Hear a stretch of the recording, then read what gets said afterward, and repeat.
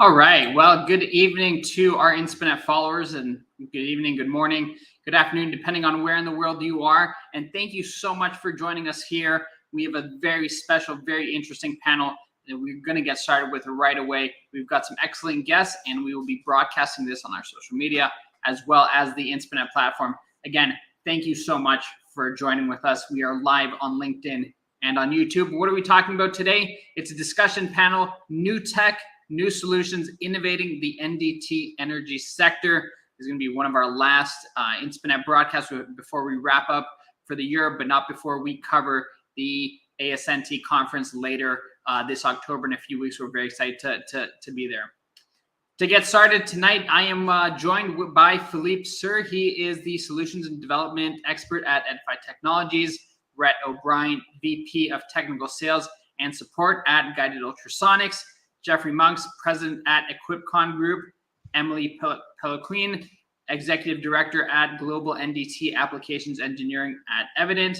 And Brian White, he is a NAS 410 Level 3 radiographer, and he is also a Carestream NDT Lab Manager. These, as I mentioned earlier, we are broadcasting on LinkedIn and YouTube channels as well as on Inspinet. And I just want to give a big welcome to all of our guests for joining here tonight. Thank you guys so much for being with us. Before we get started, I did want to take a brief moment to mention our commercial partners who, without their participation, we wouldn't be able to launch these initiatives. First off, amongst our gold sponsors, we have Edify Technologies, performance non-destructive inspection technologies throughout the world, helping OEMs, asset owners, and service companies enhance productivity, save lives, and protect the environment. They focus on offering advanced phased array ultrasonic testing, eddy current array, and other ultrasonic and electromagnetic equipment, including instruments, sensors, software, and robotic solutions to key industries such as aerospace, engineering, mining, power generation, and transportation. Thank you so much. Philip is here tonight from Edify Technologies. They also offer a diversified portfolio of NDT instruments, sensors, software, robotic solutions, and for the inspection of critical components and assets in key industries such as aerospace, the ones I mentioned earlier, oil and gas, and power generation. Edify Technologies serves customers in more than 110 countries, headquartered in the Advanced NDT Hub of Quebec up in Canada. And Edify currently employs around 750 people, and they leverage 13 offices worldwide, all staffed by NDT experts. Tonight, we also have Carestream NDT, worldwide provider of X-ray imaging systems and solutions.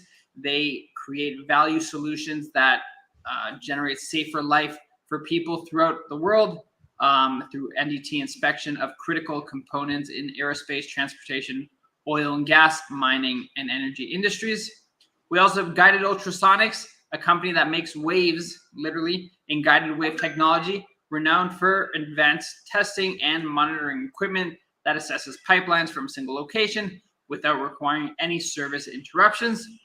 Their standards include the Wave Maker, recognized as the most reliable long-range screening systems, GPIMS, a cost-effective option for monitoring extensive pipeline areas, and QSR, the first system to indirectly measure remaining wall thickness. What's really interesting is that GUL also offers consultancy and on-site support from their GWT experts, helping clients find efficient solutions for their inspection projects. Tonight, we also have EquipCon. EquipCon Group allows unique opportunities to manufacturers to go to market efficiently using the pooled resources of the group, including a professional representative network, full logistics, local inventory, and a customs bonded warehouse for a fraction of the cost of launching new product groups directly. EquipCon makes it possible to expedite new technology and unique products into the NDT market to shorten the historical delays from the lab to the production line. Finally, we also have ASNT, American Society for Non-Destructive Testing. As I mentioned, they have their yearly conference in a few weeks in Las Vegas. ASNT is the world's largest technical society for non-destructive testing professionals. Through their organization and membership, they provide a forum for the exchange of technical information on NDT, NDT educational materials and programs, and standards and services for the qualification, certification of NDT personnel. ASNT promotes the discipline of NDT as a profession and facilitates research and applications of NDT technology. Thank you so much for being patient as I go through that brief introduction of our commercial partners. Again, thank you to all of these companies for supporting us. Right now, I did want to make a quick pause. We have Francesco Solari. He is the CEO of Inspinet, and he's going to give a brief message to our community. Thank you so much, Richard. Well, it is a pleasure to be here and see so many familiar faces and meet new ones today. My name is Francesco Solari, and I'm the CEO of Inspinet. Inspinet is a digital platform that specializes supporting professionals and companies in the energy sector, providing a range of solutions to enhance visibility, strengthen networks, and increase engagement with their target audience. We offer a variety of digital channels, including Inspinet TV, webinars, and we now also have a magazine featuring up-to-date articles on our industry, all tailored to meet the specific needs of the sector. Our goal is to help businesses stay ahead of the curve by embracing innovation and leveraging the power of new technologies to achieve success. Today, we celebrate a huge milestone, reaching more than 450,000 followers and more than 75 million impressions. This is a remarkable achievement in just 3 years or less, because we will have 3 years in 1 month. And I couldn't be prouder of what we have accomplished together. As we reflect on our growth, I'm excited about the future, both for Inspinet as a whole and for each of you individually. I would like to take a moment to thank our sponsors, whose support has been invaluable in making this event possible. A big thank you to Guided Ultrasonic Ltd, Edify Technologies, EquipCon, Carestream NDT, American Society of Non-Destructive Testing ASNT, as well as Vector Engineering International. Your partnership and commitment to advancing the NDT energy sector are deeply appreciated, and we are honored to collaborate with you. Thank you all for your attention, and a special thank you to the panelists of this event for giving us the opportunity to be part of this important panel. Welcome again, and enjoy that promises to be a highly valuable, engaging, and a great panel named New Tech, New Solutions, Innovating the NDT at the Energy Sector. Thank you so much, and go ahead. Francesco, thank you so much for your words and for that welcome. It'll be great to see you very soon at ASNT in a couple of weeks. Let's get started. First off, I want to give a special welcome to our guests. Philip Sir, I really hope I'm pronouncing your name correctly. We'll get to that in a second. He is a solutions development expert at Edify Technologies. We have Rhett O'Brien, VP of Technical Sales and Support at Guided Ultrasonics. Jeffrey Monks, President at EquipCon Group. Emily Peloquin, she is the Executive Director of Global NDT Applications Engineering at Evident. And Brian White, NAS 410 Level 3 Radiographer, also Carestream NDT Lab Manager. Guys, thank you so much for being here with us tonight. Diving right in, Philippe, you're up. Solution Development Expert at Edify Technologies. He is Certified PA and TOFD Level 3 and ECA Solution Development Expert at Edify Technologies. Graduated from La Pocatière Cégep in 1997 as a physics engineering technologist. And since 1998, he has participated in the development of inline and portable inspection solutions in most industry sectors and has spent over 10 years in the NDT service sector training, auditing, and supporting field technicians. His topic tonight, pipes and vessel attachments. Philippe, welcome. Thank you. Thank you very much, Richard, for the presentation. We'll get right into the presentation here. We are looking into some imaging tools to improve sizing accuracy and probability of detection in complex shape inspections. So imaging capabilities inside our portable units is becoming a very good tool to help our inspectors to improve their level of confidence and their calls when performing um, um, inspection of complex geometries.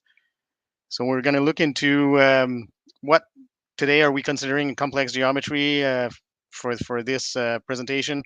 Our inspection preparation, our scan plans, execution of inspection, and 3D imaging and reporting. So in the energy transportation and transformation plants, we have a lot of different attachments throughout the different components. And it can be for to incorporate some sensors, some flow controls, connections, branches, or so on.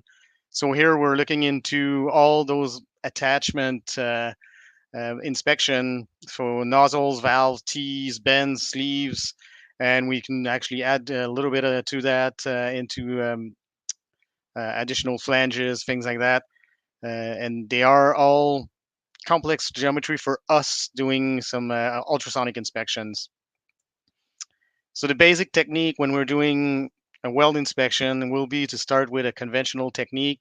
So a single probe, a single A scan display, but those complex or those shape adds to the level of complexity of the inspection because as you can see, the shapes are and go sending sound in all directions.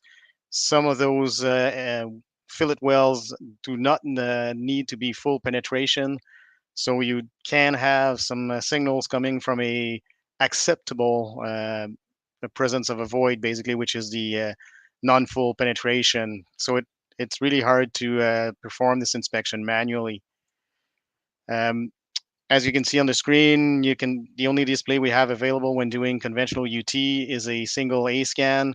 So again, very, very hard to position and to visualize where my sound is bouncing from and to reposition that into a real and weld or real components. So it requires very high skills, inspectors, and a lot of experience to be able to discriminate geometry from flaws in those shape with a conventional probe. Moving into the technology, we've been using phase array for many years now. Phase array does help a lot because it adds more beams into from one single spot, so you cover a wider area. And a lot of time, this allows us to follow a geometrical echo or follow the edges of the components. As you can see on the bottom right, you have a consistent signal that I'm going to monitor, and everything that shows beside that constant signal might be something that is not supposed to be there. So something I'll spend more time evaluating. So the sweeping of angle, the additional visualization capability helps a lot Sorry, Philip. yeah. Philip, sorry, I don't mind. Sorry to interrupt you. I think the slides aren't actually changing. Do you mind stopping presenting and trying? Oh, okay, there we go. It just jumped to slide number 7. Can you try switching to 8? I can stay in this mode. Yeah, I think that'd be best. Or do you want to try presenting one more time? I can try again. Yeah, I don't know. So I think that function isn't working. Let's just stay with the non-presenting mode, and we can go from here. Okay, apologize everybody. I'll go quickly through the slides if nobody saw it. So this is where I'm showing all the different geometries, some branches, flanges, lap joints, T joints, corners. Here a visualization of a single element probe looking at a T joint that does not need to be a full penetration. Same configuration, looking at the A scan that is just showing time and amplitude from reflectors, which are hard to position. Here including the phased array. So now we're including multiple angles at the same time. We can visualize them all at the same time. So you have that geometrical echo I can follow as I'm doing an inspection. But still, it's the technique itself requires a better presentation to be able to make sure that my sound bounces into the weld or the component I want to inspect. So even with phased array, if I look at the upper right corner here, uh, I can see some echoes, I can see some visualization, but it's really hard to represent that into a part like you can see at the bottom, bouncing down, getting into the vertical component of a T joint, for instance. So a lot of time we will use external software to visualize that complex geometry and make sure our inspection is done properly. In our Gecko and Mentis units products, we actually have on the portable units the on-screen overlays, ray tracing of rebounds on the interfaces, and we can produce our scan plan or prepare our inspection right in the unit itself. So here through the software, it's very easy. It's a series of step-by-step menus to get you to your part definition, weld definition, moving to the probes, scanners, what type of sweep I want to do, and the processing I'm going to use. So it's just a step-by-step image based configuration that I go through to set my inspection. This allows me on the unit to see directly the skips or the different rebound on that complex shape. So to prepare my inspection right in the unit, which is an added value for me because our technicians now do not need to use an external software, copy all the parameters into the acquisition unit, and then hope that there was no mistake made and go do your calibration and do your inspection. So now I do all those steps in the unit and seeing the real volumetric inspection in the unit. So an added value here is really to avoid mistakes.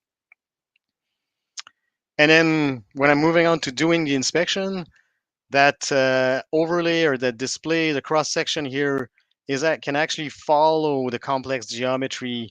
So it's maybe a little harder to see in this mode, but the three images shows that at 90 degree on the top of my pipe at the 12 o'clock position, I have an equivalent of a flat surface from my carrier pipe to my nozzle there.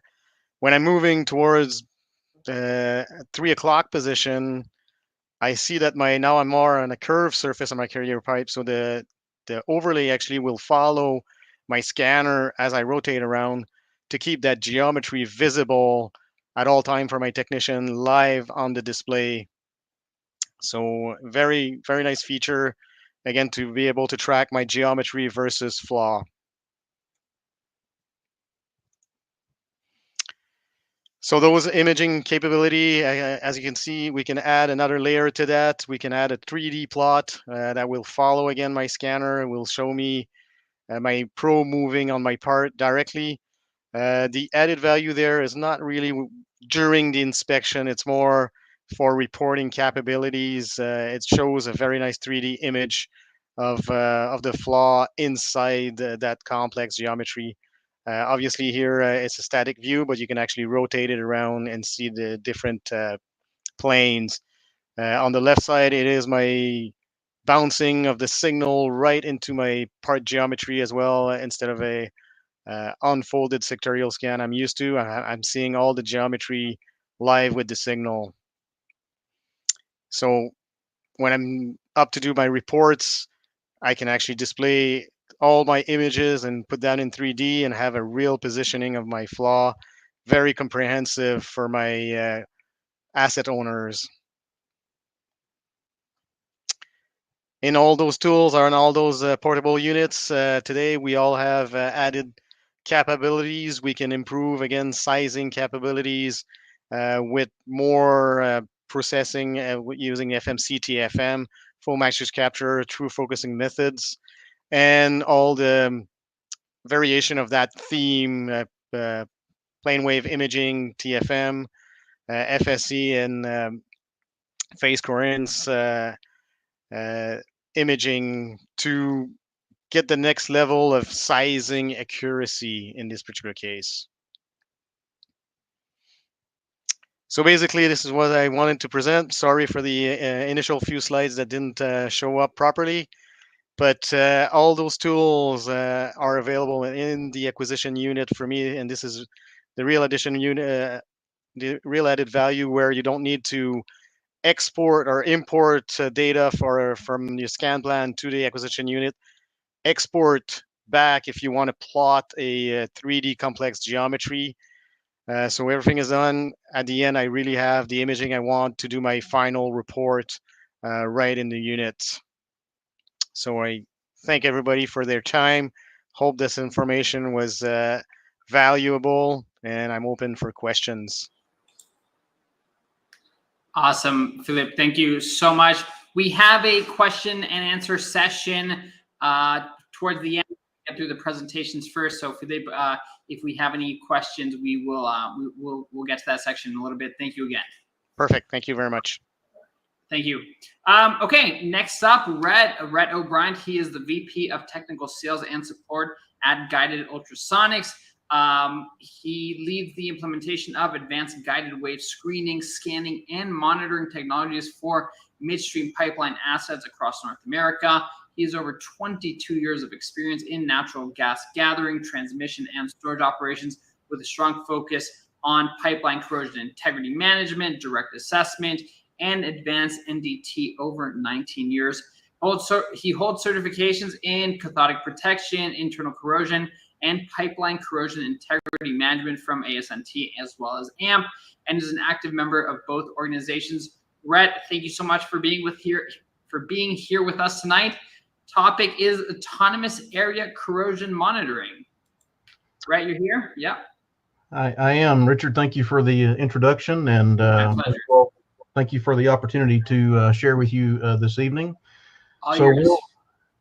So we'll go ahead and dive right on in the interest of time. So as Richard mentioned, I will be discussing autonomous area corrosion monitoring. And so first of all, if you're familiar with guided ultrasonics or guided wave technology, generally the industry thinks about long range screening of pipe when you're looking for the detection of corrosion and identifying areas where you want to conduct more detailed evaluation. So that technology has been around for some 25 years and very much still out there in terms of a viable inspection methodology. What this does when we get into corrosion monitoring is takes that technology and enhances it and makes it a permanent monitoring system with some added post-processing that takes place downstream. So before we get into unpacking the technology itself, I want to talk a little bit about the why. Why do we consider this something that the industry has a need for? And first of all, we have to think about being proactive when we're operating a pipeline system, a facility, getting ahead of failures before they occur and potential failures. So things that can happen in pipeline systems and processing are condition changes, things that go on. You may think you understand your process, but throughout the life of the system, things can change and sometimes rapidly. So good to know what those things are and are they affecting the wall thickness of the pipe. The product composition tends to change over time. When you're taking on, again, we're talking about whatever the product may be, liquids or gas, you may take on different products that have various rates of corrosivity, abrasive solids that can cause erosion, unexpected damage, third-party damage that can occur in pipes, again, whether they're in process or just long line pipelines out in the field. And then just when you're managing a corrosion program, you have mitigative measures in place, whether they're for internal corrosion, when you're applying chemicals, biocides, corrosion, other corrosion inhibitor type chemicals. You want to be able to monitor the effectiveness of those products. And then just the unknowns. What are the things that can occur that are out off of your radar. So all important reasons to monitor. So what do we mean when we say autonomous area monitoring? Again, these are permanent sensors. They're based on guided wave screening technology, utilizing low frequency guided waves to provide remote detection of localized damage. So that's anywhere within the length of detection. It's going to see anything internal or external and report that back to the system or to the user. And then this is achieved by one sensor that completely encircles the pipe and provides that volumetric data via a data to desk delivery system. So where can this be applied? So really anywhere that you can apply guided wave technology, and in some cases even beyond that. So corrosion under insulation is a very prime and is a classic application of guided wave technology, and for sure the monitoring system. Supports, corrosion under pipe supports, touch point corrosion, very common application. Buried encased pipe, that's a very common question. Can these sensors be buried? And the answer is yes, absolutely. They're designed in a very robust way for buried or above ground application for those environments. And then in areas where you may have erosion, again, whether that's oil or gas production, maybe you have storage, gas storage, where in a withdrawal condition or withdrawal mode, you're bringing up materials that can cause internal erosion, high velocity erosion within the pipeline system. So the various types of corrosion monitoring that you may or may not have heard of, the one that's most commonly known is point monitoring or point measurement, where you're evaluating a single point on the pipe for wall thickness, and that being representative, hopefully representative of what's happening in that area. But today we're going to talk more about focus on the small area, what we've termed as small area monitoring. So we're talking about a region of area immediately beneath this full circumferential collar on the pipe where wall thickness is being measured. And then what we've termed as large area monitoring, where you're utilizing the long range guided wave data either side of the sensor in a more volumetric fashion. So the way the system is deployed, you have a sensor. Again, as we've mentioned before, a sensor is placed on the pipe, and that is attached to via a cable to the field control unit, which pulses the sensor, provides the electronics, drives the system. It also collects the data, stores the data, and then transmits the data back to the cloud-based monitoring studio, and that is transmitted via a 4G wireless connection, a Wi-Fi wireless connection, if available. And also you have the availability to transmit via a local area network if those facilities are nearby. If those are all unavailable, then you have the option to manually collect the data via a USB thumb drive directly from the unit. Again, all of this information, depending on whichever mode that you use to collect the data, is then uploaded through the and displayed through the online cloud-based monitoring studio. And so this is what it looks like. This is some area monitoring data, an example that for discussion. So at the top of the screen here, you can actually see the graphic or the depiction of the pipe itself, with the collar placed on the pipe and the various features that are displayed there. And then jumping to the bottom down here, this is an actual A scan. This is a guided wave A scan that if you're familiar with guided wave data, these are very common. So you see the various features, weld peaks, and other features that are present. All of this data here that you see in this A scan window, these are stacked. This is a period of time where these multiple A scan shots or data collection events have occurred, and they're stacked and displayed here in this fashion. So you see a very comprehensive picture of what's gone on over time, but it is a bit difficult to really focus or fixate on any particular area of concern. So with that, there is a subtraction algorithm that's applied. This is the same data set, but with the subtraction algorithm or the residual mode toggled in the on position. And now all of these weld features and things that you expect to be there that are unchanged, those are essentially erased, or they're no longer visible. and now the area of concern is highlighted. It really stands out in the display, so you can actually focus your attention in this area here that is showing a significant amount of change over time. So that's the whole idea, is to not inundate the user with a lot of information, but to make it more user-friendly and draw your attention to the area that you really need to be concerned about. So with that information, in addition to the volumetric data that's collected, you also collect, the system it's a dual function sensor, so it's also collecting thickness monitoring data in 8 channels or 8 sectors around the circumference, and those are tracked individually within the studio display here. So you can see each individual. You can see the pipe cross section itself here, and then as you look from left to right across over time, you can see the trend line of the reduction in wall thickness over time. Each one of those can be toggled on or off individually to see the progress or see degradation, whether it's occurring at the top of the pipe, the bottom, or either side, however the user sees fit.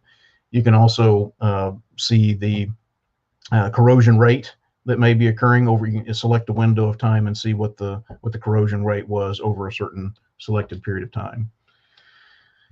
So what is the value added here? So when you're thinking about corrosion control, corrosion mitigation, integrity management, you're thinking about the various ways that you can monitor. There's actually regulations around such things, but they typically a typical program includes these typical technologies and others, but they all bring their value. They all give you a certain piece of information, a piece of the picture, but they don't necessarily show you the entire picture. So this technology that we're discussing today can be an enhancement or a supplement to a good addition to the program that's already in place, and help provide you, the operator, with additional information to make more informed decisions about the asset. So here we have an example of an installation on a 16-inch crude line. This was actually a jetty installation, so in an area that's difficult to access. And the system was successful after 1.5 years of being in service on the pipeline within the jetty. There was an alarm was raised in an area where corrosion wall loss was detected, and so this was raised to the attention of the asset owner. So approximately just under 4 meters away from the sensor, there was an area of wall loss detected. This then drove the asset owner then to go out and conduct an on-site evaluation. This is the actual thickness data that was collected at the same site. In this case, there was no wall loss directly beneath the collar. That was indicated here by a good straight trending of the wall thickness. What you can see here is a variation, a mil variation within the pipe wall itself, but again, no corrosion indicated at the sensor site.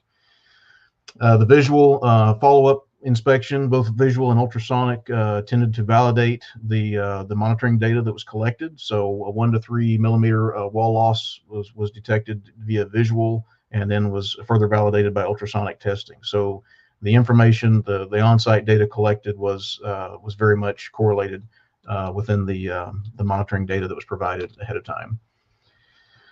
So really, in conclusion, what are the benefits? So in this particular case, the area monitoring system was very instrumental in allowing early detection of active corrosion that was taking place in an area that was really inconvenient to see.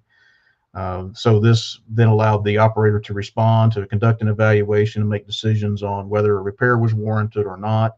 But this all happened prior to any kind of a loss of containment or an outage situation. So those are the scenarios that can lead to environmental pollution and regulatory impacts, and then of course just the reputational damage to the company. So that's really, when you think about being proactive. Again, inspection is very valuable to the industry. That's something that we foresee continuing to be a very important aspect of pipeline and oil and gas and beyond. But this can be a very good enhancement to that, and looking long term at monitoring the health of an asset, and allowing asset owners to be more proactive and make more informed decisions about their operation. And so with that, those are my remarks for today. And again, my information is available if you would like to learn more about it. So thank you, Richard. Awesome, Rhett. Thank you so much. Again, we will have a quick Q&A towards the end, so we'll get back to you in a little bit. Rhett O'Brien from Guide to Ultrasonics, thank you so much. Next up, we have Jeffrey Monks. He is the president at EquipCon Group. Jeffrey is the president and is a 36-year NDT professional specializing in technology transfer from the lab to the production line. He is currently partnered with multiple niche technology providers and they also manufacture many of their own systems. EquipCon strives to be the premier NDT provider in aerospace, automotive, energy, oil and gas, infrastructure, defense, and general manufacturing industries. His experience with equipment, materials, and systems spans multiple NDT methods, including magnetic particle, fluorescent penetrant, ultrasonic, EMAT, resonance, vision, eddy current, and other advanced techniques. From standard equipment solutions to customized, first-of-their-kind inventions, Jeffrey and EquipCon serve as the essential bridge from research lab to serial production environments. Specializing in integration and automation, Jeffrey and EquipCon, along with their technology partners, solve the most challenging NDT inspection problems with innovative solution-based custom NDT systems. They've also presented dozens of technical papers at multiple industry conferences and ASNT in various roles, including national board member, regional director, local section chairman, section operations council member, awards committee, and exhibitor committee chairman. He's actively involved in the Association of Iron and Steel Technologies, the Non-Destructive Testing Management Association, and has contributed to the American Welding Society. He's also a member of the ASTM E07. The industry that provides his livelihood, Jeffrey has delivered countless NDT introduction presentations to schools and provides NDT products to training institutions at significant cost reductions. Talking to us today about innovations in NDT, a historical timeline. Jeffrey, thank you so much for being here with us tonight. Thanks, Richard. I appreciate it. And yeah, I've changed up my presentation a little bit because when I saw the other speakers, I know that these guys have some very advanced techniques and technologies that they've developed. And rather than try to tell you about everything that we've worked on, it would be quite difficult. So I'm looking at my life in reverse here. So it's a bit of a historical view of my NDT lifetime. And what I've noticed to be a glacial pace of acceptance of new technologies in the NDT industry. And we believe that we could certainly do better going forward. Can you hear me all right, Richard? All yours. Take it away. Okay, thank you. So I'll just start off briefly. Actually, let me just go back here. I'll give credit to my technology partners on the bottom of this screen. These folks are based from around the world and offer technology from ultrasonic, pulse steady current, precision machining of TAM panels and other test pieces, resonant inspection systems, X-ray thickness and coating weight measurement devices for strip, galvanizing and other coating lines, magnetic particle, fluorescent penetrant, cleaning systems, ultraviolet lights, and what I think is one of the best product lines for consumable materials for magnetic particle and fluorescent, as well as visual penetrant inspection. And all of those products are currently listed on the QPL, so capable of being used anywhere by anybody. To start the presentation, though, I'll go back to a real old chubby English fellow who was quoted saying that those who fail to learn from history are doomed to repeat it. And this really is something that I think is a poignant fact in our NDT industry, because while the other four speakers will be talking in specific about the developments their companies have done, we find in the R&D sector of this industry, in trying to create new technologies, more advanced inspections, more integrated inspections, especially with technology like NDT 4.0 coming on board. Data-rich inspections are required, but yet industry historically has been very, very slow to adapt these new technologies as they're developed, and we could do better. A philosophy I call the confidence philosophy I feel very strongly about in NDT. It simply states that after subjecting a component to a non-destructive test, If no defects are noted in the inspection, you can draw one of two conclusions. The first conclusion is the part truly is without any defects and can be used for its original intended purpose. Or secondly, there actually are flaws or defects or problems with the material that you just inspected, but you did not properly carry out the inspection. Perhaps all of your controls were not in order, or perhaps you're using the wrong method.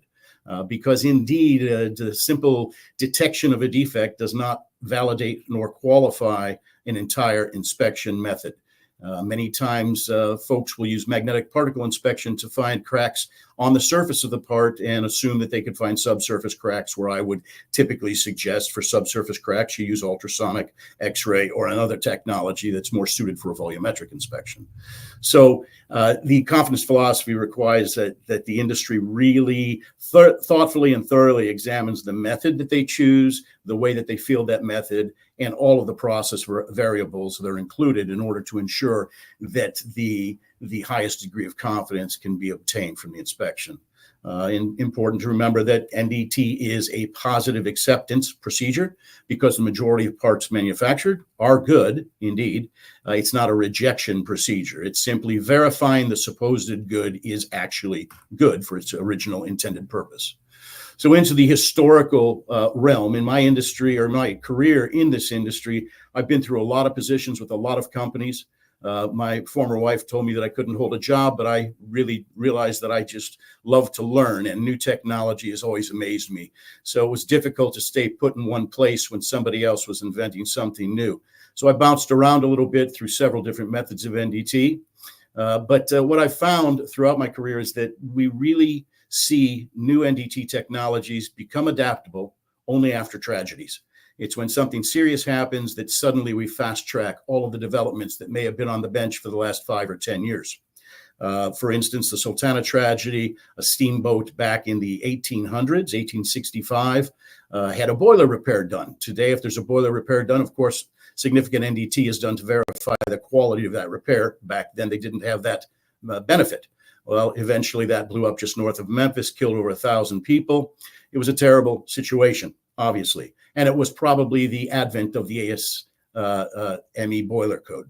75 years later, even though in 1915 there were boiler codes put into action for boiler safety because of other tragedies with boilers, 75 years later, during World War II, we were transitioning from riveted steel plates to welded steel plates and did not have very good methods of inspecting the quality of the material nor the welds. This was probably the first resonant test ever done. Back then, it was a hammer test where the inspector would ping the hull of a ship with a hammer and listen to the vibrations coming back. Like ringing a bell, very much like current modern day advanced resonant inspection. Resonant inspection essentially impacts a device and causes it to ring like a bell, noting a very broad frequency range and looking for discrepancies in the expected frequency where flaws may be present in the part. After 75 years, still into weldments of ship bodies, we had not yet implemented NDT in any significant way. And after several of our ships failed, they finally adopted the 1915 ASME boiler code for weld inspection as a volumetric test. Even in auto racing, something fun, and I'm from Indianapolis, so of course the Indianapolis 500 and the Indianapolis Motor Speedway are very close to us. And for many, many years, since 1936, speeds of auto racing became very fast and very dangerous. And after many, many tragedies, finally the industry decided that they needed to do something. So they came to the NDT industry. And to this date, there is an NDT lab within the garage area of the Indianapolis Motor Speedway, where cars are inspected throughout the month of May. All of their critical components and safety components are inspected. And that's all done free of charge with NDT professionals who volunteer their time to do that. Prior to that, there was no inspection done, and it was a very significant fail to danger approach when technologies were available, but not really used. So in modern days, magnetic particle, fluorescent penetrant, ultrasonics, eddy current, X-ray are all performed on the IndyCar circuit and other circuits of racing as well. So again, after many people were injured, several people were killed, technology that was already invented and capable of improving the safety was not implemented until problems occurred. and we can do better. Nuclear power as well. Essentially, in the last 70 years, nuclear power went from having to prove that it was capable to actually create power, to then proving or convincing the public and the governments that it could be done affordably, that they could afford to do it, then essentially starting to build some nuclear plants. And then with 3 Mile Island and eventually Chernobyl, it became more of a bad word, but yet nuclear power is probably the cleanest, most renewable energy available, and it's one that would be very affordable in the long run.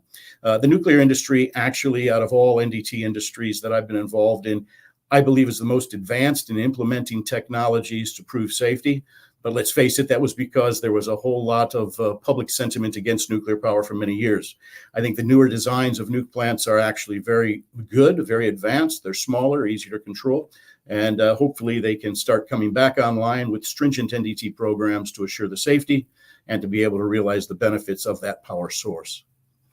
And now we'll look at some specific technologies that I've had experience with where we experienced similar delays due to codes not being written to accept new technology, procedures not being accepted because it was a new technology. And it takes a very long time to make these technologies advance to the level that the industry will accept them and start utilizing them, sometimes at their own demise. Ultrasonic EMAT is ultrasonic testing, plain and simply. The difference is that with ultrasonic EMAT, the sound or the ultrasound is not generated by a piezoelectric crystal and transduced into the component being tested, but rather induced rather than transduced. It's induced in the material by an interaction of a directional magnetic field and eddy currents that are induced in the skin of the part. And down at the atomic lattice, this creates particle motion, and the ultrasound is created in the material itself. So the material, in essence, becomes its own sound generator or transducer. And then in reverse, those signals come back and they're converted with the instrument or the computer into signals, as you'd see with conventional ultrasonic inspection. Because this is a test of induction, no liquid couplant is required. In the energy industry, I know that anybody doing ultrasonic thickness testing in an active pipe still or vessel is having to deal with very high temperature, high cost couplants in order to measure simple wall thickness measurements, point measurements. And it becomes very difficult. With an EMAT, there is no couplant required, and you can inspect very hot parts or very cold parts quite easily with no couplant to cause any interaction or bubbling of a liquid couplant that would obscure the signal coming in from the sensor. We're inducing again in the parts, so we have no couplant related errors. We have high and low temperature capabilities, and even technically is a non-contact test, so some liftoff could be survived and still yield valuable data. One of my partners today, Nordencraft, really did invent EMAT and technology many, many years ago. Of course, back at that time, they were based in St. Petersburg, Russia, and were behind the Iron Curtain. And it was many years later before they were able to talk about their developments. And in the meantime, I had joined a company, Interspec Technologies, many of you may know, who was a spinoff of Babcock and Wilcox Nuclear up in Lynchburg, Virginia, who had started to introduce ultrasonic EMAT into primarily weld inspection in the primary metals industry. So with that experience, I found that ultrasonic EMAT was an excellent technology where it was needed, but yet it could not be used because there were no codes that would accept it. So a lot of time with ASTM committees and trying to get this new method accepted has resulted in some good, promising developments. But yet still today, EMAT, I think, is underutilized and can be utilized in the right place far more than it is today. So again, we could do better. Our first speaker today is with Edify, and I believe there's a very close relation between Edify and RD Tech. And this is a company I knew very well back in the 90s in my career. And they were really advancing a new technology we all know today is phased array. In those early days, the first phased array unit I saw literally looked like a bread box. It was a black box appropriately because they were doing something that the NDT industry had never seen. Phased array obviously is used more commonly historically in the medical industry for imaging, for babies in the womb, things of that sort. But when it was converted into industrial use, it was RD Tech who I saw lead the way on that. And today everybody has the same technology to a degree, and new ultrasonic companies have entered the market with phased array technology, essentially a visualization of the results of an A scan or a B scan or a C scan that most inspectors are used to. And the visual aspect made classification, sizing, and other criteria much easier. Unfortunately for RD Tech at the time, it was not being accepted in the industry. It was a black box. It was voodoo, and folks just didn't accept it throughout the 90s. At that time, computer-based technology in NDT was really in its early days and advancing. RD Tech, some friends of mine working for them at the time, they spent about 10 years traveling the world and training people what phase array is, how to operate the instrument, how to interpret the results, and really broke that ground for the industry to accept it. I think today it's probably less common that a company with the ROI required due to the business climate can take that kind of expense and investment in new developments in their R&D lab and proselytize for 10 years before the industry accepts it. So while they did a great thing then, I think the industry as a whole can do a lot better today by looking closer at new advanced technologies and implementing them faster. Another example would be fatigue testing of steel bridges. In the US and I think the rest of the world, steel bridges were the historical norm.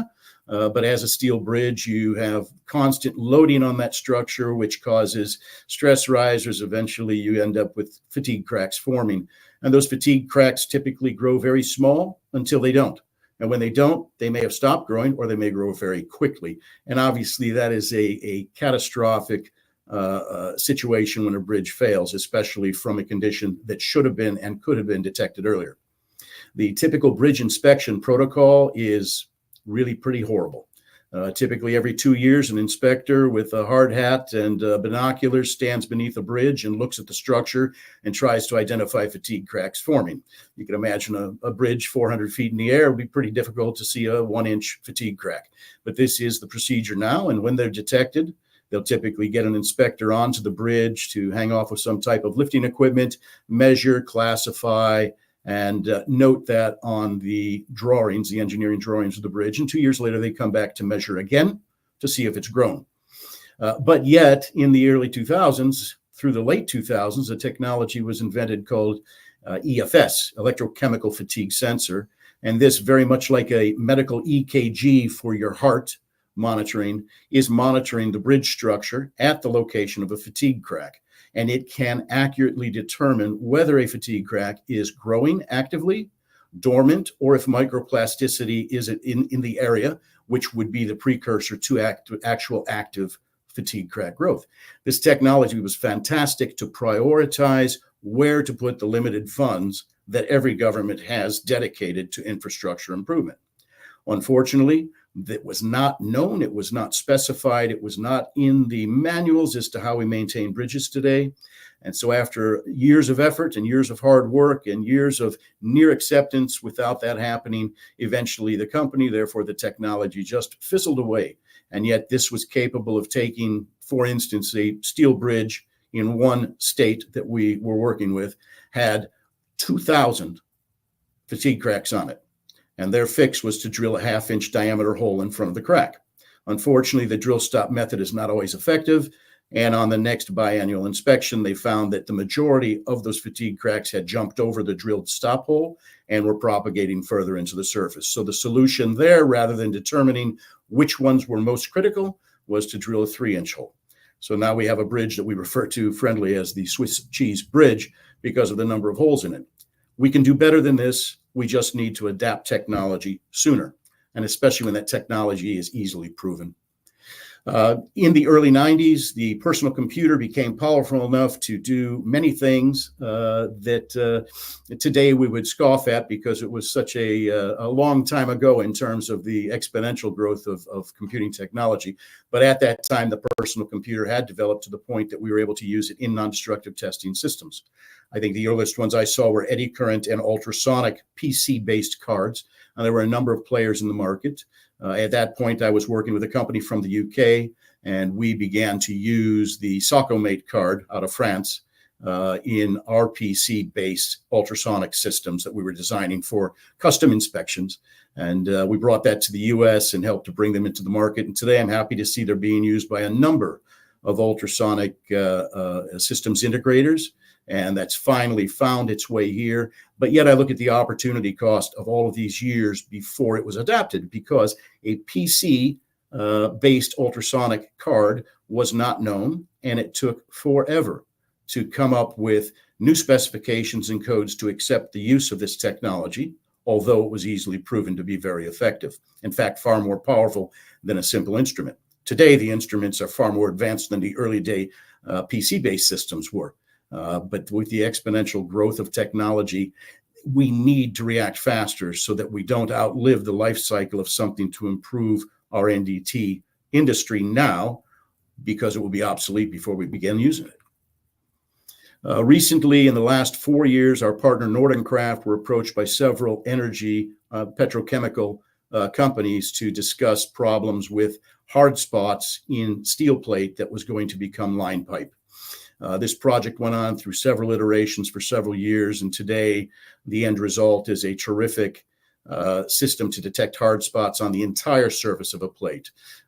Curiously, this is not yet required in the US, but overseas it is being required by most of these companies. So there's several systems that have been built and installed throughout the world, doing a fantastic job of detecting hard spots on the surface, 100% of the surface, right up to the edge of the plates, ignoring edge effects, ignoring residual magnetic fields in the component, and what have you, as well as scale on the part. So it was a multi-phased R&D project by Nordencraft. The consequences of a hard spot, according to the experts, is very similar to the consequences of a lamination in a steel plate that's rolled and welded into a pipe. If there is a failure because of that flaw, that failure could scab off and cause a burst line. It could cause explosions, and obviously very dangerous for the public if anybody were nearby when that occurred. This is just some graphics of the system. One of the largest problems that eddy current has is being able to inspect for a hard spot in an area of heavy residual magnetic field. And of course, steel plates are lifted by large magnets. So you can see the red circles on the upper left graphic. And then our first stab at this with pulsed eddy current yielded much better results, but still not enough to give a high assurance of 100% inspection. So Nordencraft worked very hard and patented some new technology with our advanced PEC, or pulsed eddy current system, where we've eliminated any effect of residual field, any effect from scale on the part, and are able to inspect straight up to the edge of the plate. And you can see how clean and clear the ultimate C-scan images of this particular plate, noting the hard spot areas, and very easy to size and quantify based on the signal amplitude received. Here is another system that is going to demonstrate an inline platform for pulsed eddy current hard spot detection. This same system platform is used for lamination detection and vertical cracking. So the first pass you saw were the edge sensors that were inspecting the transversal leading edge of the plate, and then they rotate to inspect the longitudinal edges as the plate transports through the system, and then two sets of body sensors come in to overlap each in-between sensor area to ensure 100% inspection right up to the edges of the plate. Nordencraft have really done an excellent job with plate inspection, and I think that they're pretty universally known worldwide as having the most advanced plate inspection systems really in the world, evidenced through some of our customers who have the most advanced plate mills in the world and chose to have the most advanced ultrasonic inspection for those plates. So this platform is an inline system. It's built right into the production line, very near to the shipping dock. These are also available in offline scanners. And this is nice in the case where you need to stack a lot of plates for them to cool down. So hot stacking plates is very common in that industry. And this system, we're showing two directions of scanning, this going across the short width, and then we'll rotate the head and show you that you can scan longitudinally as well. And the little slight jog for the double pass is to have fewer sensors, lower cost, but to get the same inspection as the inline system. And it will jog slightly over, and that is just taking the blind areas between sensors and assuring 100% inspection there. And after that test is done, we actually have a squeegee that wipes the plate clean before you take it away to remove any of the water coupling from it, preventing rust, corrosion, and contaminants going into the plant. The other platform that these are available in is actually a portable system that we call the rider cart. Now, the rider cart is very flexible. It's portable. It's a very powerful instrument. It is the inline system and the scanning system for offline wrapped into a portable push behind. It looks very similar in design to what we see for tank inspection, for floor inspection with magnetic flux leakage. It's a small system that you pass across the surface and inspect. We believe that this is very adaptable for tank floor inspection in the oil industry. Those tanks need to be inspected. They're typically inspected with flux leakage, and where areas of concern are noted, those areas are proved up and classified using ultrasonics. So it seems clear to me that if ultrasonic were the first test used and inspect the entire surface of the tank, that you therefore have one inspection rather than two, and immediate disposition of that tank can be determined at the inspection time. Other products in the oil and gas industry are for pipes, be drill pipes, casing, line pipe, many systems for the pipe manufacturer to be in line as this system is showing, and these systems are also adaptable for drill pipe inspection in the field. So as a string is pulled out of the ground and serviced and cleaned and inspected, the same technology is used to find wall thickness for thinning, ovality, also shear sensors to look for longitudinal, transversal, as well as oblique defects that could occur at the surfaces or mid-wall in the pipe. This technology is very, very mature with our partner, and obviously there are many, many systems integrators in the world. We like to believe that we have the most advanced system, and we believe that we do. And this is a system that is 100% full body and full length inspection of these pipes. We'll advance on to the next one. Even in penetrant inspection, this is a system of ours developed for an aerospace client where their goal was to eliminate the need for an inspector to be tending to the fluorescent penetrant inspection process. It's very easy to move baskets and move parts along with some light automation.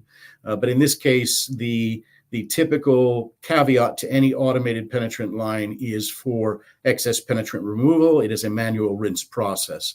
And in this case, we were able to design a system with an eductor rinse tank that moved 5 times the volume of water used over the surface of the part to loosen up the penetrant that was adhered. So when we went into the spray rinse, the excess penetrant was removed quite effectively. And this system, you simply load a basket with your parts, you press basket ready on the PLC, and the system tends the entire process. In cellular manufacturing, it's very important that people are able to do multiple jobs, and that's exactly what this system was developed for. I don't know that I could speed this video up, but I'll try to if I can.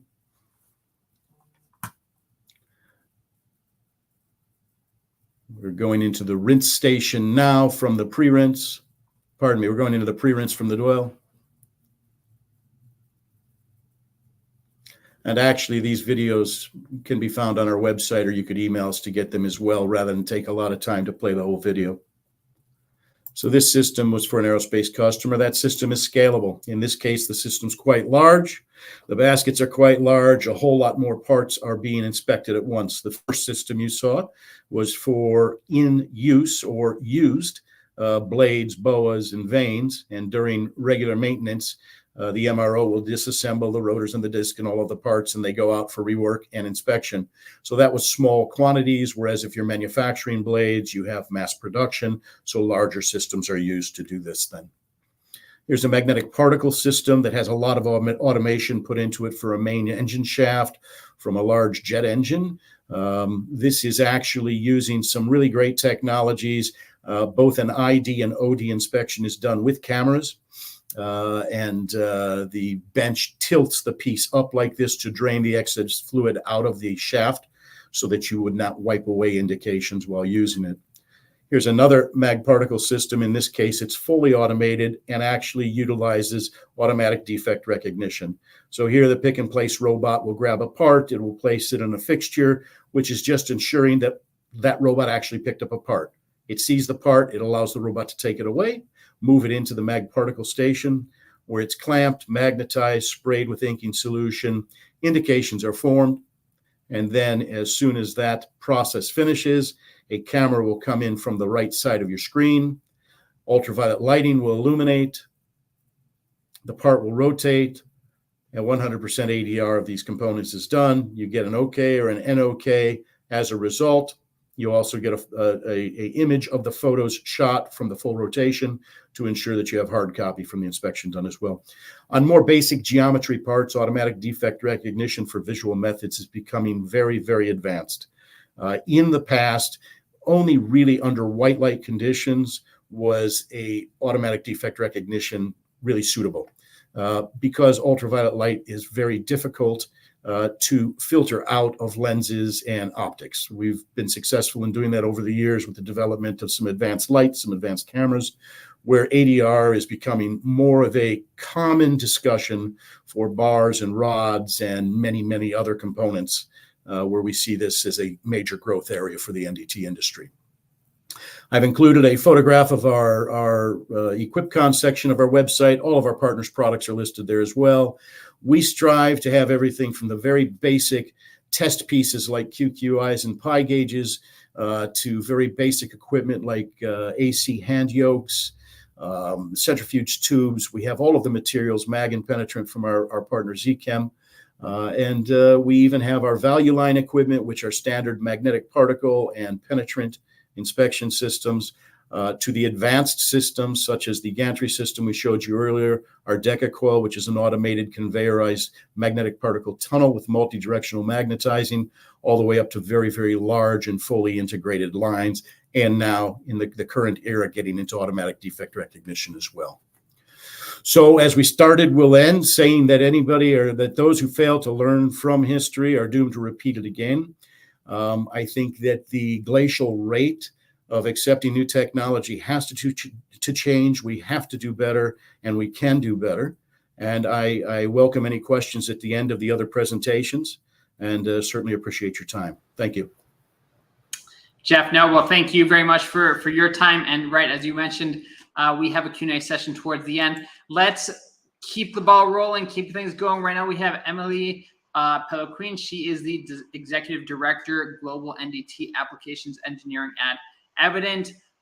She's been in the welding industry for over 15 years, and she holds a welding degree and welding certifications from CWB and an associate's degree in non-destructive examination technologies, where she trained in accordance to SNT TC 1A on VT, PT, MT, RT, ET, and UT. Ever since college, Emily has been involved within the NDT community, chairing the student chapter of North Carolina. After graduating college, she joined Evident, formerly Olympus, where she held different positions ranging from technical support to product management, focusing on ultrasonic, including phased array and conventional TFM, and with a recent focus on PCI, or phase coherence imaging. Currently, she's the Executive Director of NDT Application Engineering for Evident, and is involved in business and product development, supporting different applications across numerous industries. Emily is also involved in the NDT community by participating in several code committees and NDT organizations, including the American Society of Non-Destructive Testing, as an elected director, and also serves as the chair in the American Society of Mechanical Engineers, BPVC Section 5 for the Full Matrix Capture Working Group. And Emily is also the host of an NDT podcast called Inspect Tech that discusses challenging applications within the industry. And tonight she's talking to us about open file format for the field of NDE. Emily, thank you so much for being here with us tonight. Thank you. Thank you, Richard, for having me. Hopefully you can already see my presentation in full screen mode. Just checking. Yep. Okay, great. All right. So yes, as Richard mentioned, I'll be talking about the open digital data format for our field of NDE, and what it means for, the term that we use very frequently, or that we've heard in the past, probably about 5 years, of NDE 4.0. So how can we truly get to NDE 4.0? So I'm not going to talk really about any specific products today. It's really more of a concept of how can we advance as an industry to get closer to a true NDE 4.0. So I'll start and jump straight into it. So why should we go and have consider an open file format for the field of NDE?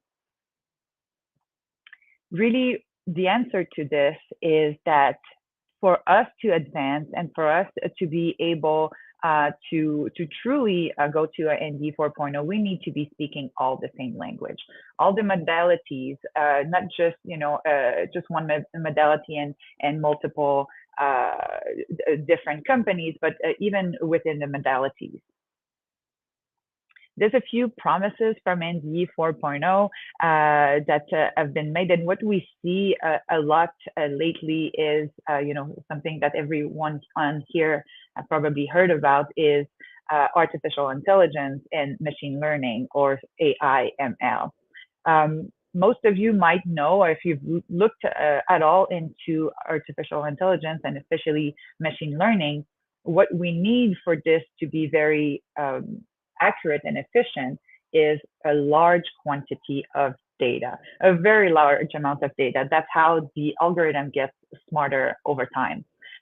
So to be able to have this kind of very large data set, one good way to provide this and have, again, different modalities to contribute to this data set and to make it smarter is to be able to speak the same language, have the same kind of file format to feed that algorithm.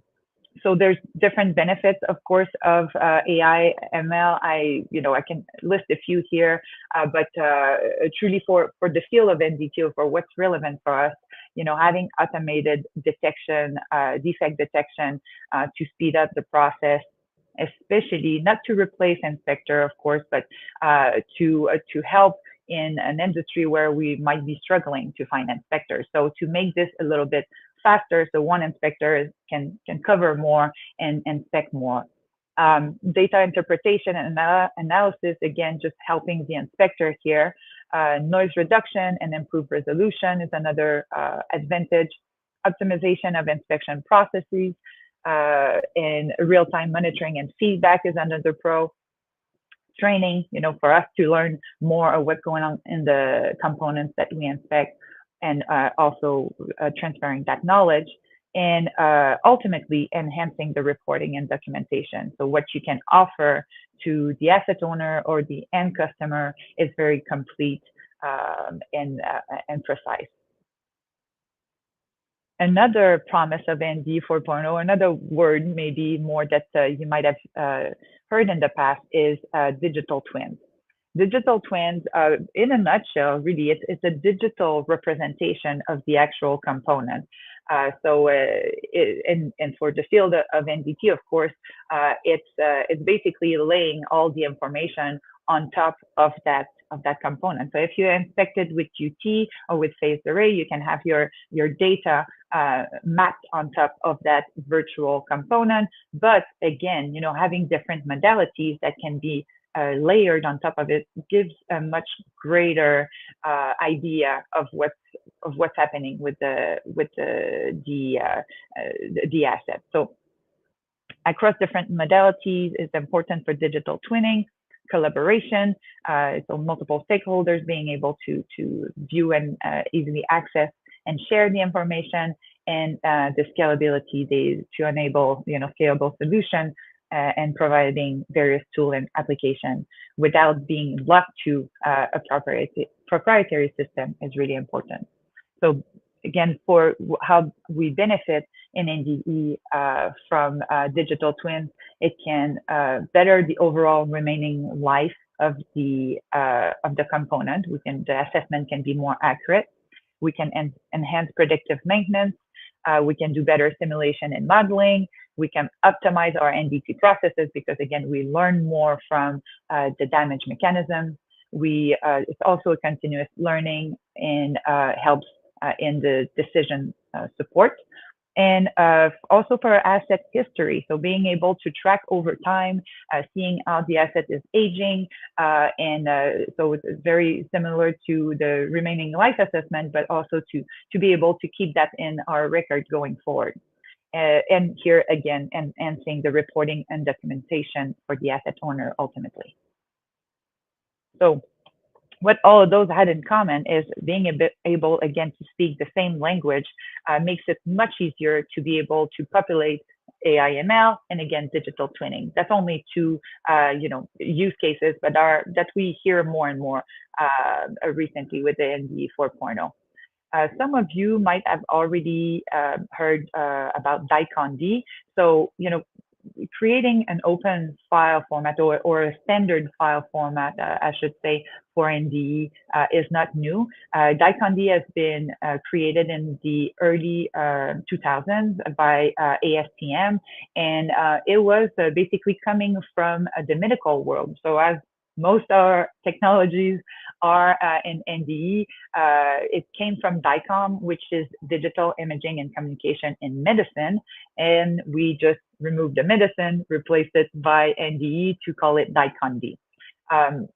This standard also, so because it was borrowed, there was some limitation to that standard. And since the early 2000s, we've seen it in the industry, but it hasn't really been taking off as much because, again, sometimes different modalities wasn't necessarily a good fit for the standard.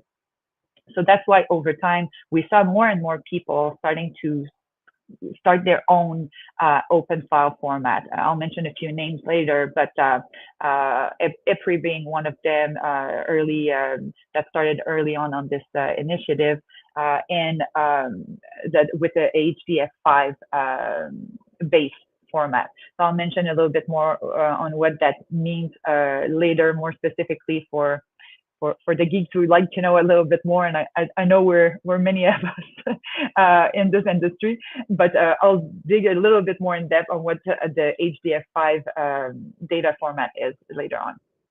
But NDE is the .NDE, I should say, the file format NDE is a new open file format, which specifications are openly accessible and documented. So that's really the difference, is how open the file is, and the documented with code snippets, so everybody can go and use those codes to generate their own, either own software or own, again, reporting and so on. So any company is free to use or adapt it, and it is specifically designed for NDT. So as I mentioned earlier, DICOM or DICOM-D was coming more from the medicine. So we kept a little bit of history from that. So for example, there's a place in it for the patient's name, which doesn't really apply for our industry. So there was a lot of noise included into that file format as well, just because of history. But the .NDE has been kind of doing an iteration on that and trying to make it a little bit more specific for all the different modalities that exist in our field. There's something else that one of the reasons that I'm being a little bit more vocal about this open file format for our industry in the recent years is that there are new regulations that are coming that will be forcing our industries, and not just our industry, but manufacturers in general everywhere, to create open file formats. So some of you might have seen this information in ME magazine, I believe it was last month, from Dr. Johannes Brana, who published on this. It's very interesting because, again, it's not a regulation that only applies to our industry, but it would definitely affect us as well.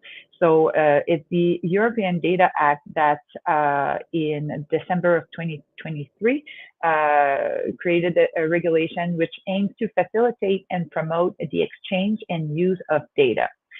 It protects really the consumer, which is a great idea.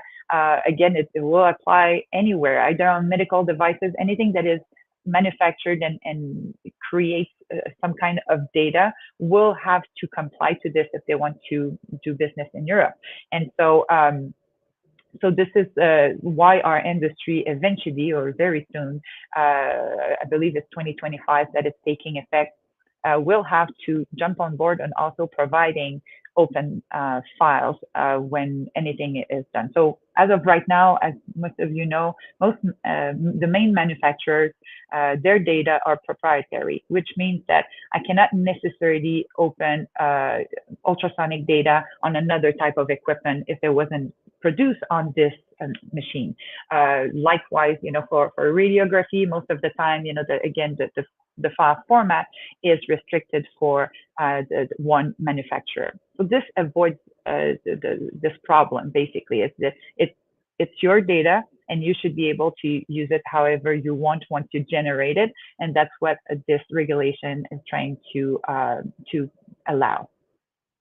So our evidence approach to the NDE 4.0, again, we started on this about in 2022, so about a little bit over 2 years ago, which, again, we're glad before we knew about the Regulation Act, but definitely glad that we started those efforts.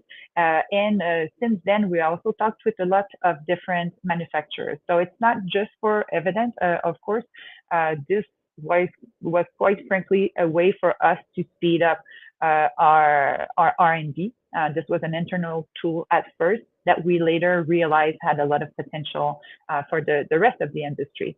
So again, the background was that we realized that for solution providers, main instrument manufacturers, the formats were all proprietary technologies.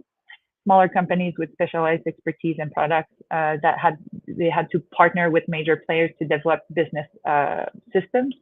And there was a need for an open development platform built on non-proprietary standards. So to make sure that we were able to deploy the true NDE 4.0. So this is what we've done. So not only we created that open file format, but that came from a broader project, which we internally call UNIS, which stands for Unified NDT Inspection Software Platform. And again, as I mentioned, this was in the effort of just speeding up the process on creating new software and being able to do a little bit more easily customization of the software when a customer needs something very specific for an industry, for example, aerospace, that we're able to quickly modify the software platform. And so basically what you find in UNIS is in three different components. So you have the data processing unit, the API, as well as the device API. So how you can put it directly on the unit or how you can process the data externally, and as well as the generation of an open file format or the .nde. So a little bit about, again, as I mentioned, it was about October 2022 when we first deployed or officially presented it to the industry.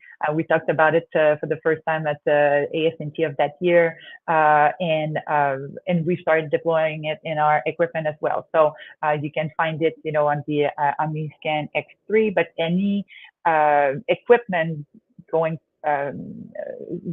going forward will have this. So not, either Edicran, either UT, every modality can find it. As I mentioned also earlier, we are in conversation with other companies that are doing modalities that we don't offer, for example, either X-rays or different, again, different NDE modalities that can be digitalized.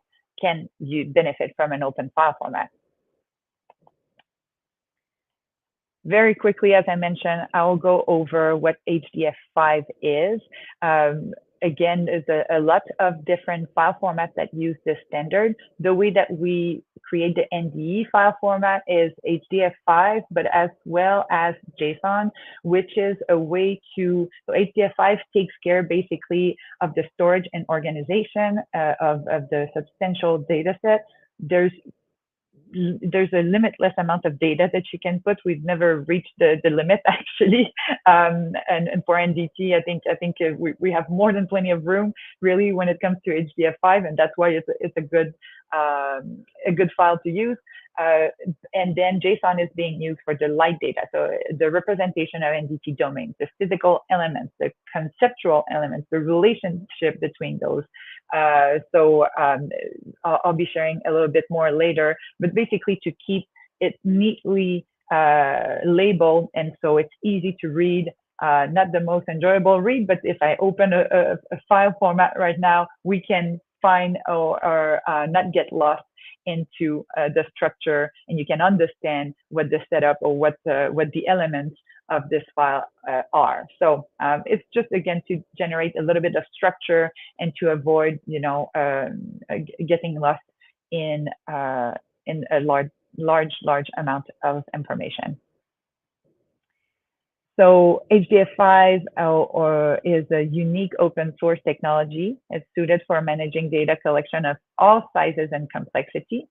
NASA has been using this for many years, has been around since the year 2000.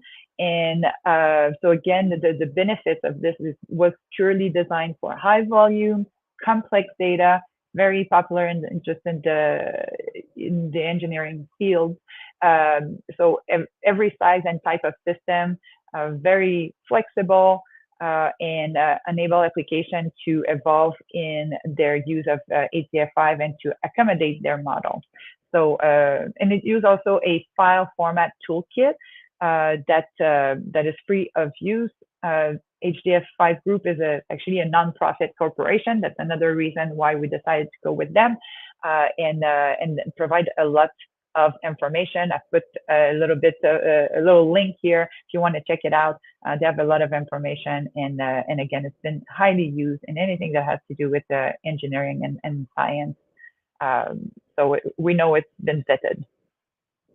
A little bit more on it: efficient storage, a good structure, as I showed or I talked about earlier. Support for metadata, which is very important, again, when it comes to AI and all of the other ways to use the data.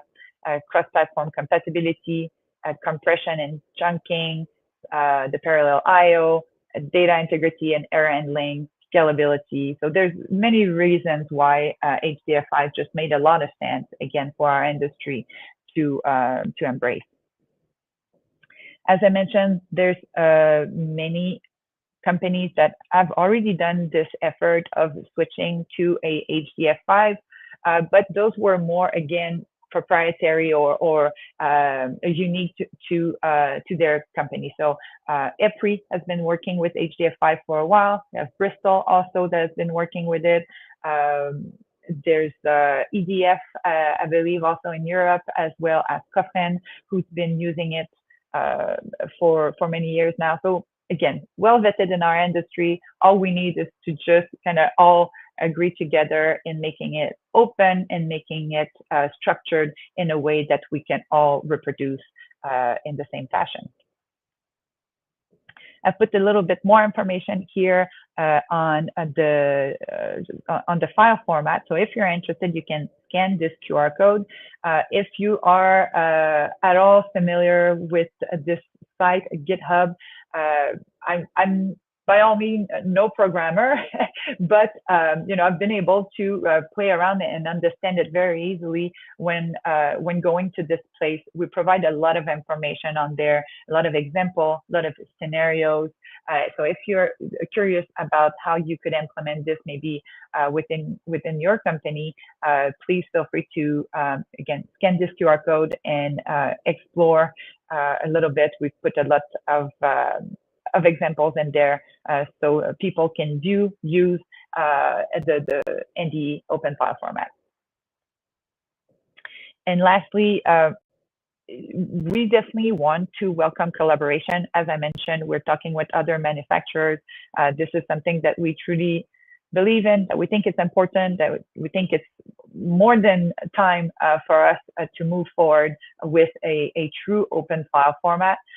So if feel free to reach out. We have a dedicated ND file format support email. So if you're a manufacturer, if you just would like to give us some feedback on the usage of it, if you're a client already using it, we've seen many people doing great things with this. created their own application for their specific needs in a matter of days. And so yes, if you have any feedback on how you're using it, we'd love to hear about it as well.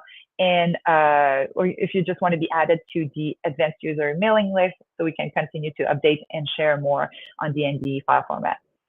Thank you very much. Appreciate your attention, and of course, we'll have a time for more questions later during the panel discussion. Emily, no, thank you so much. And next up, we have Brian White. He is a NAS 410 Level 3 radiographer and Carestream NDT lab manager. Brian, thank you so much for being here with us tonight. To give him a brief introduction, Brian is an imaging scientist.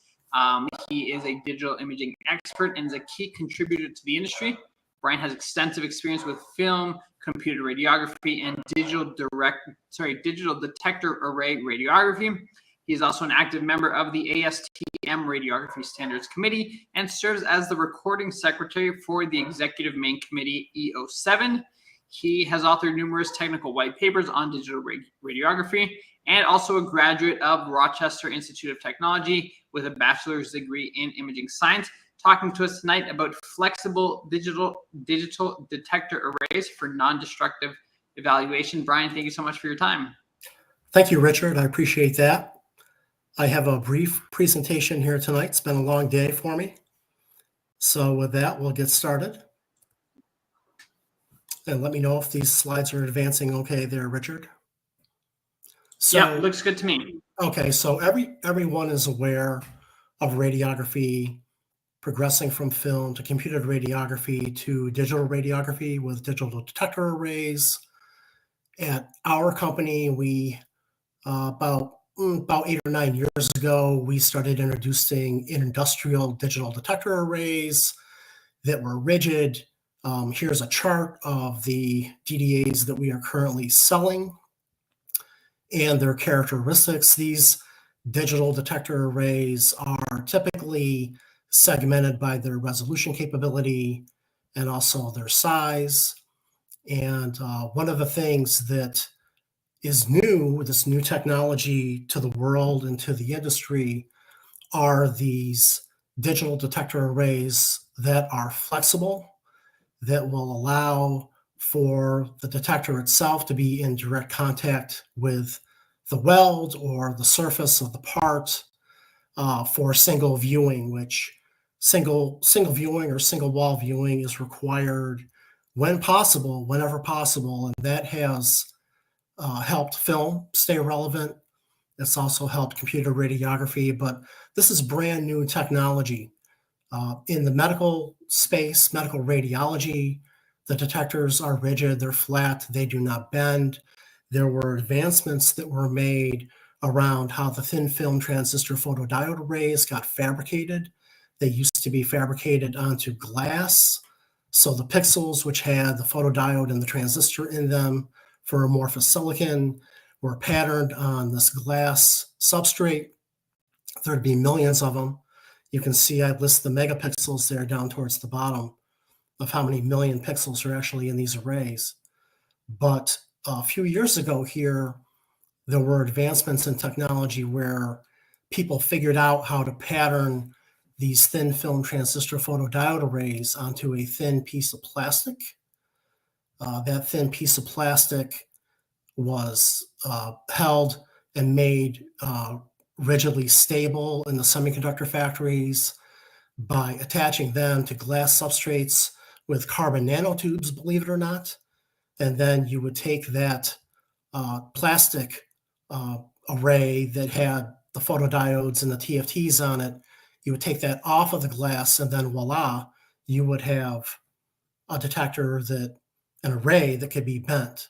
So then the next logical progression for the technology was to figure out how to bend the whole thing. And that's what we've done. We have come out with a 4 by 10 inch flexible digital detector array. It's been in development for a while. We're selling it in the US. That's the 1025PH. Me and my team, we've been imaging with this digital detector array for about 1.5 years. We've continued to improve the technology and I'll show you how it works here in a second. But the technology is advancing, and the desire by folks to be able to do this is there. So here are just a couple pictures. Up on top, I have rigid digital detector arrays, and down on the bottom is our flexible digital detector array. We designed that to be bent around a 2-inch radius pipe. That has been challenging. The challenge is around how can all of those electronics that are inside that device hold up mechanically and structurally to that repeated bending. And we've been working on that here for some time and made quite a bit of progress. So this came right out of our brochure, where these are examples actually of our detector that are being bent around pipes for field radiography applications. We made the detector ruggedized as much as possible. We designed it to be used with a bungee, which is what everybody is doing with film and CR. And we're out there. We've done extensive VOC. We'll talk about some of the testing and things that we've done here as part of the proving ground for this. But we made a lot of progress here over the last year or so, and now we're selling it. The 4x10-inch is currently for sale. There will be a follow-on. There will be a 4x17-inch detector around the end of this year. We're currently working with that right now, and then there will be additional sizes that'll follow on from there. Again, this came right out of our brochure. So what we have is, I have over on the right-hand side there, I have my gamma camera. I have my pipe. The flexible array goes around the pipe. There's an Ethernet cord that goes from the flexible digital detector array to a box, a communications box that we call the exposure interface box. And then that box can then communicate either wireless or by tether to either a tablet or to a laptop for the radiographer to do their imaging. It's 98 micron pixel pitch. It's about 100 micron image resolution. It's pretty lightweight. You're looking for the 4x10, about 4 pounds. We shield it for industrial applications. We have flexible tungsten in there to shield the electronics. So again, many, many technical advancements that came forward to be able to pull this all off. Here are some example radiographs. Again, they're out of the brochure. If any of you are in Las Vegas at ASNT, you can come see us. We're going to be giving some presentations. We have many additional radiographs that we can show you around what we're doing to image in the field or in the lab with customers, or just tests that we've performed. But we have been able to demonstrate that the image quality is there, and the image quality is equivalent to what we have for the previous technologies. We're there. There's also standards testing that we've done here we'll talk about in a second, but we are definitely imaging, and we're able to see and do what we need to do for radiography with this technology currently. So single view or double wall single view, or double wall or single wall single view, that all that means is that basically you are able to bend that detector around that curved surface. So on the upper left-hand corner, what I have is what we call a standard contact shot. The radiation source is outside of the pipe or the part, and then that goes through 2 walls, and then the actual detection is of the one wall, the single wall there, down there on the bottom. I can also have the source in the middle of the pipe. I can have the source inside the pipe. There are different configurations there, which you can find either in the ASNT handbook or as part of ASME. But again, we've designed this more so for field radiography, a lot of gamma applications, iridium specifically, but it can also be used with X-ray. So what we did is we put together a series of white papers as a proving ground for people so that they can start to become familiar with the technology. The one gentleman here earlier tonight talked about how the industry sometimes is slow to adopt technology. It needs to be proven to them that it works. This is very true. I know when I first started imaging with rigid digital detector arrays, with gamma radiography. I had quite a few folks in the industry that I knew telling me that, it's not really going to work very well. And we were able to prove over the course of a year or two that it works just fine. So there is a resistance to having that technology be adopted. So what we did as part of that is we wrote some white papers. The first one was at the European Conference on Non-Destructive Testing. That was the paper on why you would want to do this technology. Also presented another paper where we compared the flexible digital detector array technology to both film and computer radiography. Gave that last year. At World Conference, I gave a paper on exposure factors for digital detector arrays, including our flexible digital detector array. Katie Carpenter, who works with me, gave a presentation on the manufacturer characterization standard, E2597. There are about 10 tests in there that we have to do. We compared that directly to our digital detector array and showed that the performance was equivalent there. And then in Las Vegas this year, there'll be 3 of us that will be presenting additional presentations. Kelly Merrill, who works with me, the ISO 17636-2, that's the digital weld quality standard for ISO. We've tested against that, show compliance of that, compared that to our digital detector array with rigid. Katie will be talking about a case study for these flexible DDAs for in-process components, coming into a facility, getting radiographed kind of offline, and I'll be talking about a case study for these flexible digital detector arrays out in the field on the pipeline, and would love to see you come and attend that. So I promised a short presentation, and that's what I have done. And with that, we will move on to the panel discussion. Thank you. Okay, Brian, thank you so much. Thanks. Let's jump into the panel. We've got a few questions for all of you. Thank you so much for those presentations. Let's see if we can get all of them up onto the screen.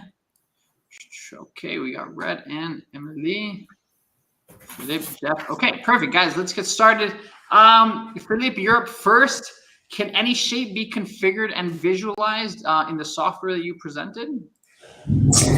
Well, all the shapes that was in the presentation are in the unit readily available. For different types of shapes, we can import some overlay, some customized overlay that we can import as a visual aid. The sound will not bounce into it in those ones. We'll have the visual representation of the complex shape. Okay, and you know what? While I have you here, okay, or we can bounce back and forth. Rhett, question for you: where does your technology add the most value for the asset owner? Well, really, in 2 key areas. First of all, failure prevention. I spoke a little bit about that earlier, but asset owners, the end clients, those that are utilizing the technology, are in the business of moving product down the pipeline in a safe and environmentally friendly manner. So, they want the people that live, work, and play near their pipelines and facilities to be safe from the products that they're transporting. Also, you don't have to look far to see that there's a renewed interest and focus on the reduction of greenhouse gas emissions, and that's really on a global scale. So corrosion monitoring technology adds a critical element to the overall asset integrity program that improves both asset safety and then identifies potential product releases before they happen. And so with all of that, for the asset owner, it really demonstrates a true commitment to the community and to the environment.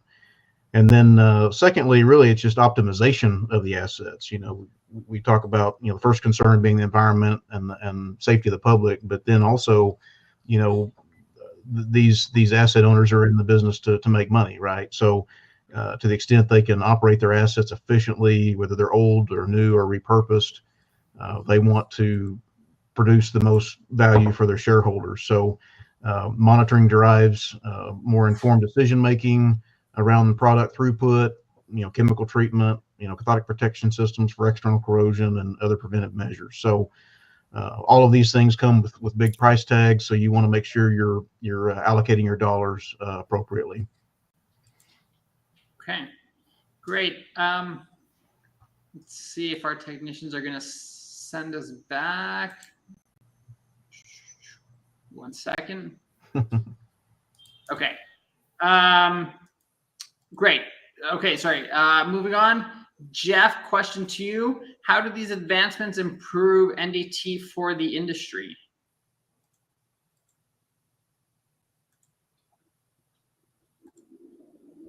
Jeff, you're on mute just in case. We can unmute you. There we go. Got me now? Yeah. Okay. Yeah, the industry benefits greatly because automation, integration of these advanced methods are truly making the variables of inspection, especially human factors, limited. The more you could limit your risk based on simple human factors involved in NDT, the better the inspection quality is, the better for the industry, for the actual manufacturer, as well as their customers and the public safety as well. So really the advanced methods that everybody talked about tonight, these just make NDT more effective, more efficient, and the results that are obtained are far more reliable and repeatable. Okay. Awesome. And you know what, Jeff, while I have you here, let's just go through your second question. How will this impact technicians? Is it possibility that they will be replaced? That's one of the common misconceptions of automation, machine learning, machine vision, AI, obviously a hot topic these days. No, I really don't think so. Everywhere that we've installed fully integrated and automated systems, it did not affect the personnel working there. Even in the case of automatic defect recognition through vision systems on mag particle, for instance, you would think this machine could do 100% of the work without an operator. You could easily automate product feed in and out, as well as the full process of magnetizing, baiting the part. And then with machine vision, what do you need the person for? Really, even with machine vision, that is being used primarily to sort out the obvious bad. But there's a lot of interpretation as the machine learns more and more about what is actually a relevant indication formed. The inspectors are still absolutely very much needed. I think that what it does do is puts a bit of a motivation on the inspector, however, to look at their position as more of a career than a job. Because if it's a career move for you, then you're going to advance with the technology that you're given as a tool to use. Along with automation, you're going to need people that are capable of setting up the programs on various parts that come in, being able to assure the proper program is called up for the correct part. I've not seen a replacement of people as a main driver of the automation as much as the process control that it offers. Okay. Thanks, Jeff. A couple of questions for Emily. What do you think is needed for AI to finally take off in the NDT industry? Yeah. So as I mentioned a little bit earlier in my presentation, I truly believe that if we have a common language, then again, AI needs more data. It needs a very large data set. So if we can have that data set coming from different places, different manufacturers, but with all that is compatible, then AI will get smarter much quicker, and then we'll feel safer using it. So I think that's the key there. Okay, great. And then one more question: how can the NDT industry benefit from Industry 4.0 in the future? I gave a couple examples in the presentation. Again, ND 4.0 can mean a lot of things, but the two things that we've seen a lot lately is the digital twinning, and it is the AI/ML, or artificial intelligence and machine learning. So I think that these two things alone, coming from ND 4.0, could help us advance much faster, learning more on the damage mechanisms, learning more on, just the remaining life on components. So I think that these two things would bring us in what we call NDE 4.0. So yeah, digital twinning and AI ML, I think it's kind of two very important points for NDE 4.0 to happen. Okay, thank you. And Brian, a couple last questions. What sizes are planned for flexible detectors?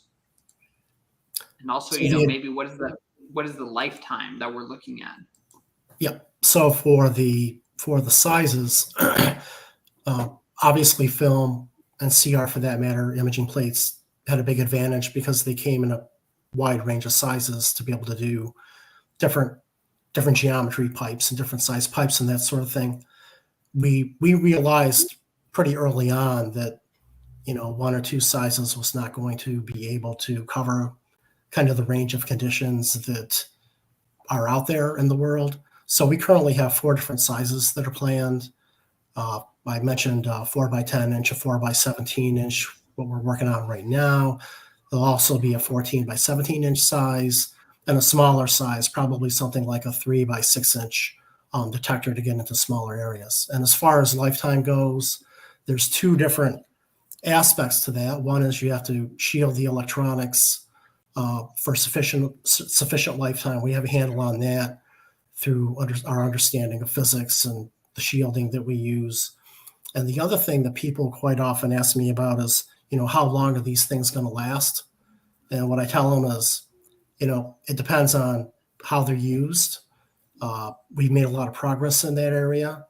There's the big invention part of the whole thing was figuring out how to design the components so that they could be bent repeatedly around an object. And we've been working really hard on that the last year or two, and we made a lot of progress.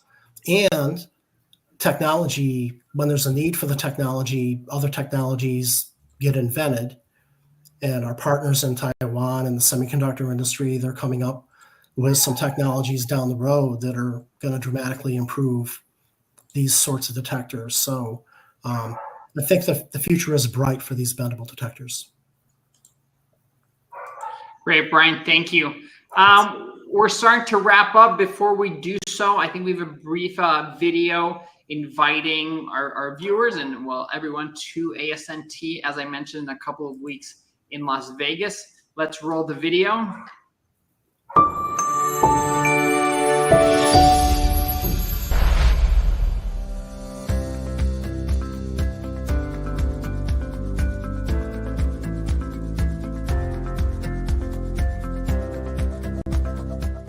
Event's going to be October 21st to the 24th in Las Vegas at the Caesars Forum.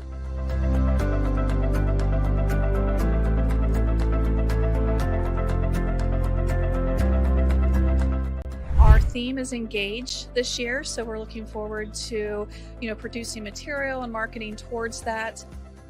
Well, some of the stuff that we did last year, we're going to be continuing. We had our banquet where we had a band after party, and it was very well received and a great time. So we're looking forward to that. We'll also do our awards that we do throughout the event. Just all good stuff. Looking forward to it. We invite you to join us for a great time, and we hope to see you there.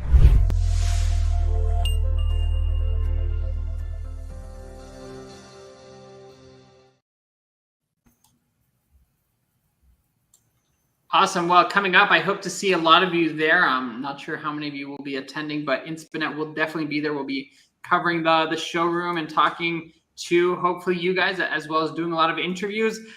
Before we wrap up, I'm not sure if anyone has any last comments. Maybe we can give each one of you a brief time to say something as we wrap up.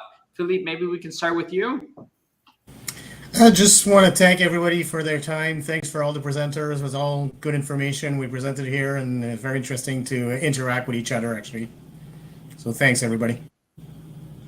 Thank you, Philippe. And then we can go to Rhett, Jeff, Emily, and Brian. Yeah, Richard, thank you. And again, thank you, Inspinet, for the opportunity to share today. Again, a very impressive group of presentations and professionals here in the discussion. And so, again, just thank you for the opportunity to be here. Yeah, thank you, Inspinet, for myself as well. It's really nice to see your success and your growth, Inspinet. You're doing a great job. Back 20 years ago, I got very actively involved in internet radio as a hobby. And so I know how hard it is to run an online platform, especially with video. Audio alone was bad enough, but to see how you guys have grown over the few years, you're doing a fantastic job. So stay gold, Inspinet.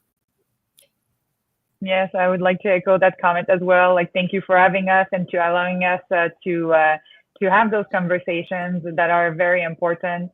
And I know we have been received some texts. I know that people had more questions, and we ran out of time. But for those who had more questions, I think most of us would be at ASNT as mentioned. So don't hesitate to come and see us, and we'll have a discussion at that point. But thank you very much for allowing us to present today.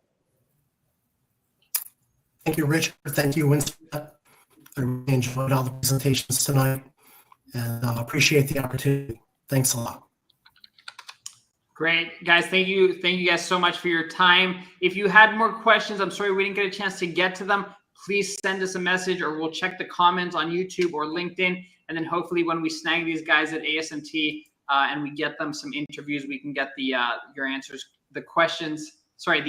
to your questions then. Before we wrap up, a couple more things. Huge shout out and special thank you to our gold sponsors, Edify, Carestream, Guided Ultrasonics, EquipCon, as well as ASNT, and our silver sponsor, Vector Engineering International. Before we go, last thing, Francesco Solari, he's going to close us out. Thank you so much for your time. Thanks, Richard. Well, we are almost done. But first, I want to take a moment to thank our incredible sponsors, Guided Ultrasonic, Ltd., Edify Technologies, EquipCon, Carestream NDT, ASNT, and Vector Engineering International. Without your support, this event wouldn't have been possible. Your commitment to innovation in the NDT energy sector is really and truly appreciated. I also want to take a moment to congratulate our fantastic speakers, Philip Sear from Edify Technologies, Red O'Brien from Guided Ultrasonics, Jeffrey Monks from EquipCom Group, Emily Paloquin from Evident, and Brian White from Carestream. Thank you for sharing your expertise and valuable insight today. Your contributions are making a real impact in advancing our industry. But now, I want to spend a couple of minutes to talk about the situation at Florida. We are keeping a close eye on what's happening in Florida with the Hurricane Milton, and hoping everyone stays safe through this powerful storm. Our thoughts are with you all. Stay strong, stay safe, and we are going to pray for you. We hope everything will go to be good and well. Take care, please.